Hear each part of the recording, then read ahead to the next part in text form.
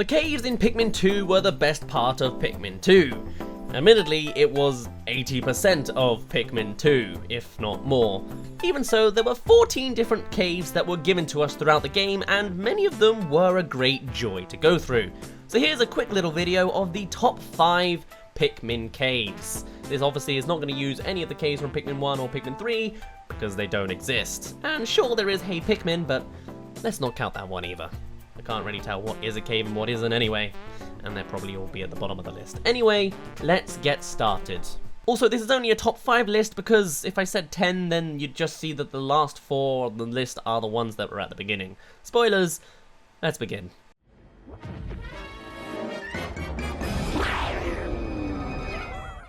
Number 5, the Snagit Hole. Very much a intermediate / expert kind of cave. It is found in the Awakening Woods. However, to access this cave, you need to have the ability of all of your Pikmin, pretty much. You'll be needing the blues to actually get across the cave, and that is the last Pikmin you are likely to find, so it is quite an advanced cave. And as the name implies, it is the Snagit Hole. You are to find many Snagrits in the area, so much so that you can even find 2 before even accessing the cave, already kind of warning you of the difficulties ahead.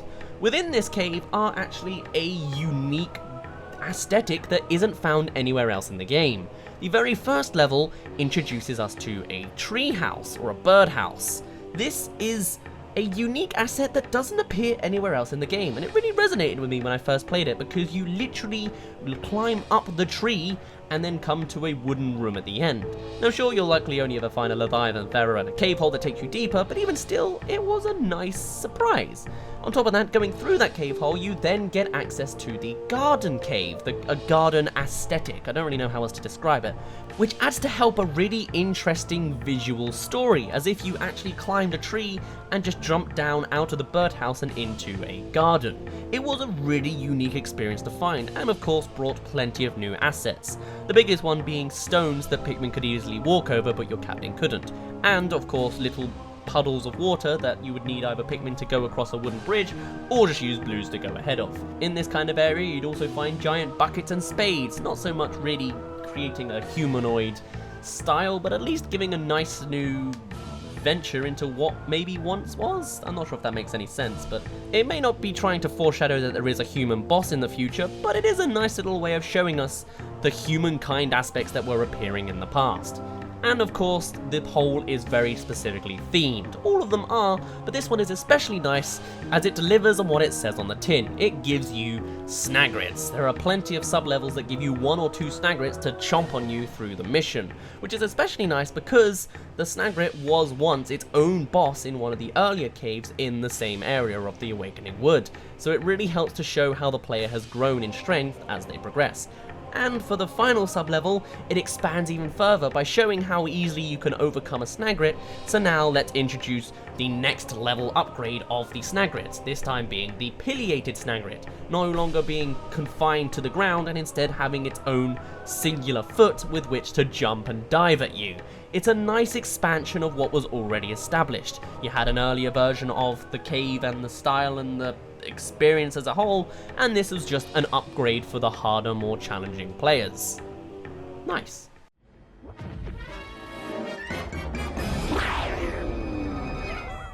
Number 4 is the Gluttons Kitchen. Not so much advertising its challenge, as it's very much a kind of simple cave on its own, but it's unique, and I really like that. It stands out from the other caves. It only has the hazard of electricity, leading me at least to always go in with 100 yellows.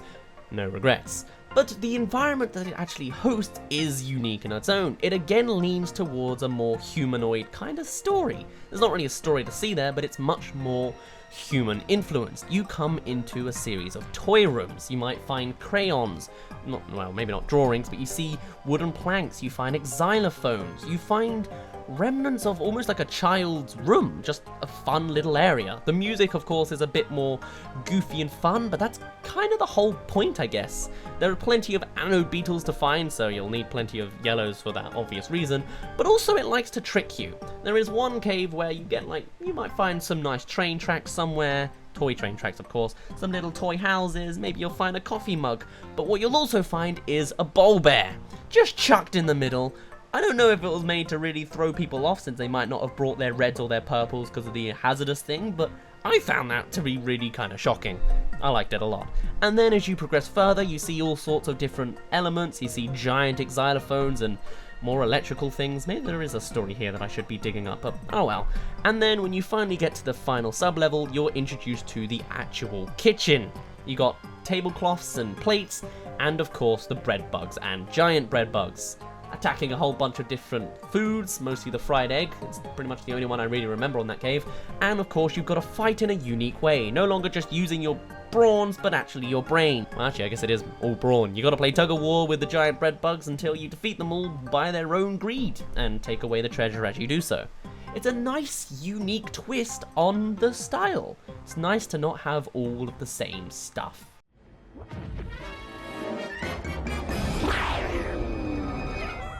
Number 3, the Subterranean Complex. Finding its home in the Valley of Repose, the Subterranean Complex is one of the, again, intermediate/expert caves. It's not accessible until way later. You need the blues to actually access the area where the rest of the Valley of Repose resides. And in here, this cave is certainly not a cakewalk. Its environment is that of metallicness. It's not the first time you see the metallic abyss-like aspect, as I think that's a thing in the White Flower Garden or something fairly early on. But it's still pretty important because this cave is quite devastating. It introduces, at least depending on the order you play the game, the careening Dirigi bugs, showing that there can be an infinite amount of bomb rocks to ruin your day. You've also got the swooping snitch bugs, literally giving you all the opportunity to chuck your Pikmin off of the abyss. There's also a chance you'll see things like the Gatling Groink, if my memory serves correctly, though maybe because I was playing a modded version I might be incorrect on that. But even still, this is a difficult cave with many explosions and options to just lose all your Pikmin. There is a nice little rest area halfway through, so you can nicely farm some purples and whites if you want, but the most integral part of the cave, as everyone probably remembers, is the final sub-level. It hosts the Man at Legs, the single most brutal boss in probably the entire Pikmin franchise. It's a giant robot mech spider amalgamation, which literally shoots a gun at you with explosive rounds to really nail into you. It is an amazing experience if you survive.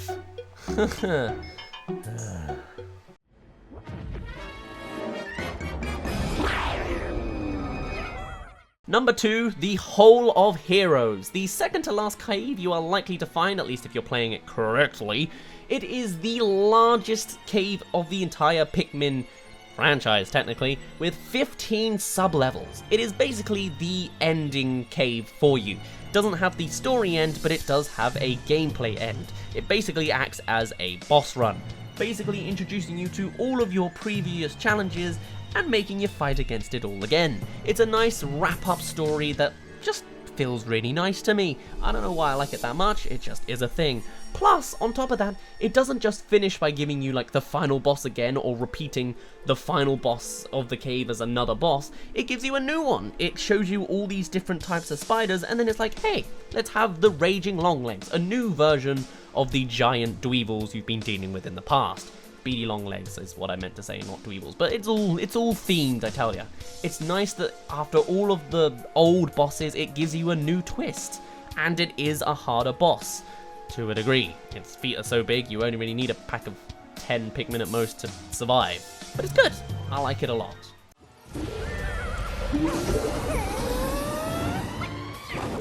And of course, number 1, the fan favorite that everyone was always talking about, it is of course the Submerged Castle. It is probably a guess among the intermediate expert range. Expert if you actually want to get all the treasures and creatures, intermediate if you just want to survive. Even then, it's kind of a tricky one. It's not designed to be the challenging final cave. It's not supposed to be ending your story. It's its own encapsulated story. It's its own horrible, horrible nightmare. You probably know it, but I'll explain it anyway. The Submerged Castle is unique in that there is no boss to greet you at the end. He greets you at the beginning. I believe it's maybe after a minute and 30 seconds on any sub-level, the water wraith will appear. And on top of that, it's not simply a boss fight that you can beat on brains or brawn, it is invincible. You cannot defeat it, it's from another dimension. You are forced to run away and escape for the one and only time in the whole Pikmin franchise, until they brought it back. So it's a unique experience on its own, but it also has such an intense atmosphere to it. The music is something unheard in the rest of the game, and I guess mostly the franchise. It is such a unique and special experience as much as it is a horrifying one that you don't really want to repeat. It's an amazing cave, and the ending is satisfying too, as you finally find the weakness on the final floor, and finally overcome it, and get your revenge after it defeating 95% of your Pikmin, i.e. 95 Pikmin.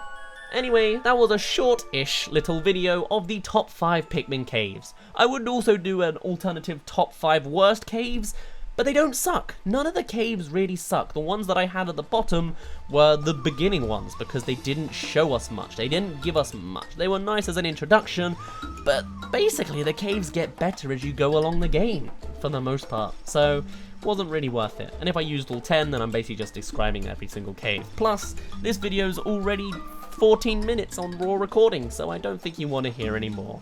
Anyway, I do thank you for listening in. I hope you enjoyed, and if you disagree, let me know. Tell me what cave really grongled your groins. Maybe you really loved the Emergence cave. I do actually like the music in there. But anyway, my name's been Daz. You didn't really care, and I'll see you in a bit. Whatnot, but this also introduces Skitter Leaves and, of course, the big one, the... Wait, that says Snagit. I'm reading the wrong one, aren't I? I was reading the Citadel of Spiders. Well, ain't I great? Oh, wow, I'm an idiot. It is in the... no, not that one. That's the Pikmin version. Which adds to help in this kind of... things like the toy room. Things like the toy room from the Gluttons Kitchen. Let's not mention the Gluttons Kitchen. It may not directly try to... but this one is specific as it adds the as it finding its home in the... what is that called? Valley of Repose. It could be the first that you see of it, it might not, depends on where you end up. No, it's not. Definitely not. You've also got the bumbling snitch bugs, or the other ones, snitch bugs. You've also got the bumbling snitch bugs, which love to just swooping, that's it. You've also got, but the most into it housed that with explosive, even then that's quite a tricky one.